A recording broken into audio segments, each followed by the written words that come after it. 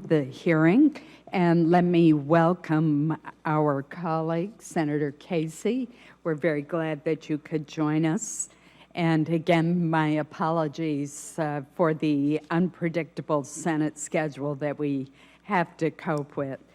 Mr. Cavanaugh, let me start my questions with you. In 2004, more than a decade ago, the GAO reported that Social Security numbers are, quote, a key piece of information used in identity thefts. At the time of that report in 2004, most states had already taken Social Security numbers off of their driver's licenses in recognition of this threat. Then we had a series of other reports. One of our witnesses, Mr. Rottenberg, mentioned a landmark report that also could have been added to this list.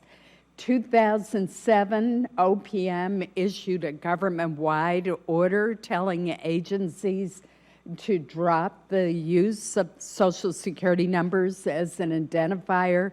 The Department of Defense, the Veterans Affairs Department complied. Several more states, private insurers, Harvard Pilgrim, as was mentioned, also stopped using it as an identifier.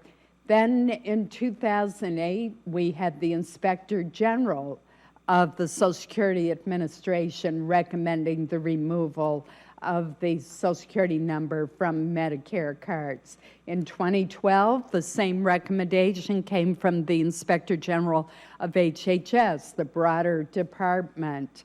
I would add to this chart that Congress has weighed in on this issue many times, including this year in April, as part of the change in the formula for doctors' reimbursements, passing a requirement that mandated the Medicare agency to remove the SSN from the card. Now, I do recognize you're dealing with 55 to 60, I believe you said, million Americans, and that this is a big project. But the Department of Defense, as another witness pointed out today, is hardly a small agency. The VA also deals with millions of Americans. So, and both those departments managed to get the Social Security numbers off of their ID cards 4 years ago. So why has it taken so long for CMS to tackle this issue? And why do you now predict that you're going to need the entire 4 years to 2019, which is, after all, 15 years after the first red flag about this issue, before the numbers are no longer on the Medicare cards? Thank you, Chairman, for the question. It's an excellent and fair question. The short answer to your first question of what took us so long is funding. And in that respect, I applaud Congress, but specifically the leadership that this committee has shown. As you know, the President's budget this year requested funding for this project, and just months after the President's budget was issued, Congress acted through MACRA and provided the funding.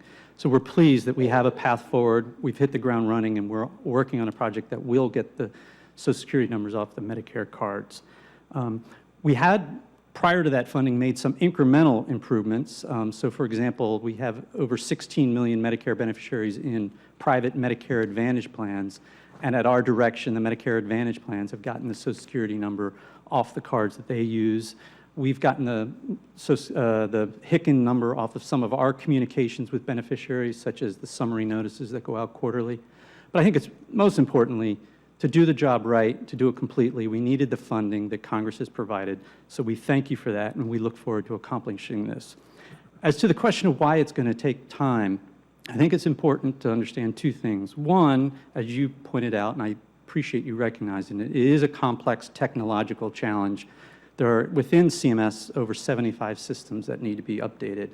But more importantly, and unlike our colleagues at DoD and VA, we deal with many external partners, be they states, our administrative contractors, the Social Security Administration. So technologically, we're going to have to coordinate with them and make sure their systems are changed at the same time. The wild card in all this is how we roll it out to beneficiaries and providers. As you know, so we anticipate when we roll this out, there will be 60 million Medicare beneficiaries. There are closer to 55, 56 million today. There are also, importantly, 1.5 million providers who bill Medicare. We've made a decision at CMS not to throw a switch one day and send all the cards out at one time and change the world in one fell swoop.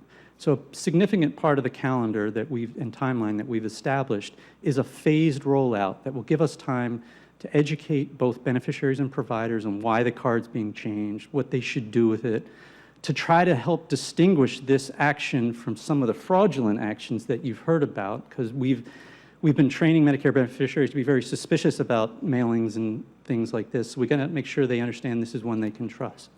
So I think that's part of the timeline that often gets overlooked. We recently learned about the importance of really doing an extended outreach and education with the ICD-10 implementation, which just started recently. So we worked with providers over several years in that case, and I think it really accrued to our benefit and to the benefit of providers. So again, we thank Congress for the funding. I think it's set us on a path to get where we all want to be, which is to get the number off the cards. Mr. Cavanaugh, 10,000 Americans are turning age 65 every day and thus eligible for Medicare.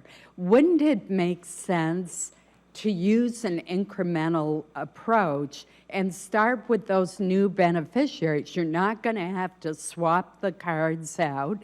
There's no educational effort involved because they're coming in for the first time and getting their card. And I can tell you, though I'll be interested if Mr. Rottenberg can add to this, that I believe healthcare providers would adapt in a nanosecond to this change and indeed welcome this change. Why wouldn't you start with those 10,000 new beneficiaries that are coming into your offices around the country every day to enroll in Medicare? There's no education requirement. Why doesn't that make sense? And that would not be an expensive effort.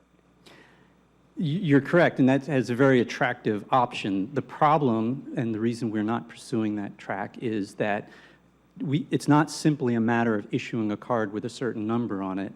All of our internal systems, and as I mentioned, there's over 75 of them, look to the number to identify a beneficiary, and all these systems need to be changed to recognize the new MBI, which will be different than the HICN, and to communicate with our external partners so that they know what these are. So there's a technology side to this that needs to precede the change in the number. So it would be wonderful if we could throw a switch today and begin filtering these out. But unfortunately, we've explored this and we don't think it works.